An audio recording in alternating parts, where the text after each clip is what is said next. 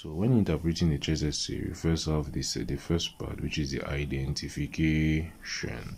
So for the identification, you give the name of the patient, you give the age of the patient, you give the sex of the patient, you say the date at which the X-ray was done. So we have the identification, you say the name, you say the age, you say the sex, and then you say also the date at which the X-ray was done. Is it clear? And we have also the hospital where the X-ray was done. So example, this is the X-ray of Mr. DASSI BOPDA BLONDEL CHRISTIAN, a 25-year-old male patient, done on the 28th of June 2022 at Boya Regional Hospital. So that's an example. Now, after the identification, you have now to speak about the views. The views is extremely important because there are certain specific views that can help you in order for you to know the X-ray better. You need to know that on the X-ray you can have the frontal views. You have the frontal views and you have the lateral views. Is it clear? In the frontal views, you need to know that you can have the anterior-posterior view and you have the posterior-anterior view. And in the lateral view, you can have the left lateral view and you have the right lateral view.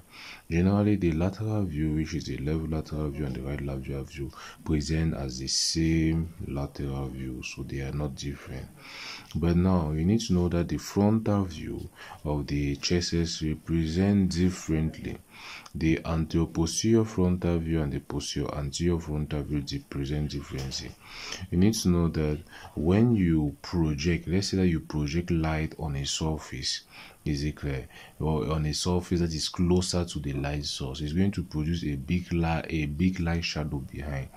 Are you understanding? And when you project light on a surface which is further away from the light source, it's going to project a smaller shadow away. So let me just take an example with this image so that you understand. This is my pen, not so. You see, when the pen is closer to the paper, so let me just show you so that you understand the anterior-posterior view and the lateral view. So I'm doing this tutorial with light.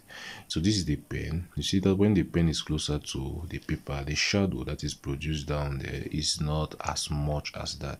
A slight shadow, is it clear? Now, when I put the paper closer to the light source, you see that the shadow is increasing in size. Is it clear? You see how the shadow is increasing in size. Are you getting?